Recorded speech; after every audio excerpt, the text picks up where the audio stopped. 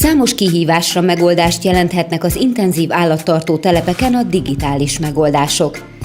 Többek között csökkenthetjük a költségeket és növelhetjük a hatékonyságot is. Ehhez egy olyan hálózatot kell telepíteni, ami az állatok számára szinte észrevehetetlen. Szenzoros hálózatokat építünk, és a mezőgazdaságon belül pedig a telepfelügyeletet látjuk el. Tehát gyakorlatilag különböző intenzív állattartó telepeknek telepítünk szenzoros hálózatokat, amelyekkel a telep, illetve a tartásterek klimatikus viszonyait ellenőrizzük. A gazdák távolról tudják figyelni a telepüket, meg tudják figyelni azoknak a paramétereit, illetve hogyha valami meghibásodás történik, akkor kritikus szenzorérték esetén riasztásokat tudunk küldeni e-mailen, SMS-ben vagy bármilyen digitális csatornán. Az ágazatban egyre nagyobb gondot okoz a munkaerőhiány. A szenzoros hálózat erre is megoldást jelenthet.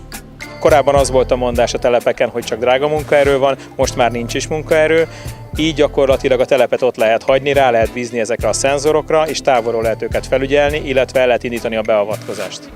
Ezt a technológiát az intenzív állattartó telepeken lehet leginkább alkalmazni. Akár baromfi, broiler pulyka, sertés és szarvasmarha esetében is.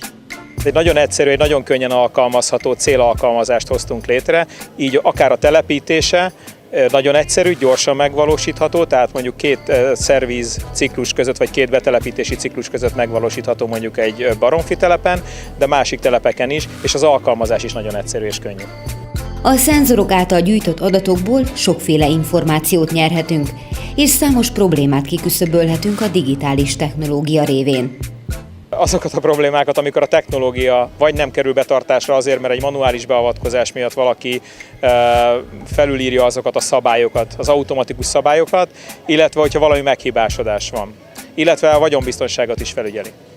A szarvasmarhatartók számára nagy problémát jelent a hőstressz. Ennek megoldására is alkalmazható ez a szenzoros rendszer. Ez a rendszer azzal, hogy ugye megfigyeli a környezetet, azzal, hogy valós idejű és az adott helyre vonatkozó információkat tud gyűjteni és nyújtani, ezzel nagyon sokat tud segíteni abban, hogy a hőstresszes időszakban, amely most az éghajlatváltozás és sok egyéb más hatás miatt tulajdonképpen kitolódott, tehát már nem csak a nyári 3 hónapról beszélünk, hanem nagyon gyakran, már április közepétől szeptember végéig, sőt olykor október közepéig is. Ezért az fontos, hogy adatok alapján tudjuk, hogy most milyen körülmények között vannak az állataink, tehát ne csak a naptár szerint lapozunk június 1-re és akkor hőstressz, hanem adatok alapján tudjuk, hogy már bizony most is április végén voltak olyan napok, amikor az állatainkat magas hőhatás érte, ami már a tejtermelésre is kihathat. Tudjuk azt, hogy a hőstressz az kumulálódik az állatban, tehát felgyülemlik, és minél hosszabb ideig van a hőstresszben, annál rosszabb a hatása a tejtermelésre.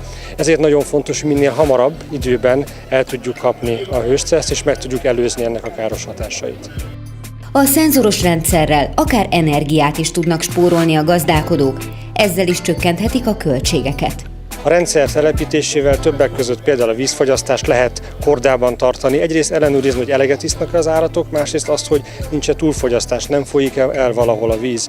Hasonlóképpen az áramfogyasztás is, hogy egyrészt mennek-e a ventilátoraim, az egyéb más elektromos berendezéseim, illetve hogy nem mennek-e akkor is, amikor igaziból nincsen az ő működésükre szükség. Ezek mind-mind megfigyelhetők, nyomon követhetők, és nem pusztán a megérzésre vagy a látottakra alapozzuk a döntéseinket, felkapcsoljuk vagy lekapcsoljuk ezeket az eszközöket, hanem adatok alapján tudjuk ellenőrizni ezeknek a működését. Nagyon sok olyan partnerünk van, akiknél konkrétan kimutatható módon tudtunk már abban segíteni, hogy vizet takarítsanak meg, vagy éppen elektromos áramot tudjanak megtakarítani. Az állatokat cseppet sem zavarják ezek az eszközök. A szarvasmarhák például érdeklődve szokták figyelni a telepítést, de utána ügyet sem vetnek rá.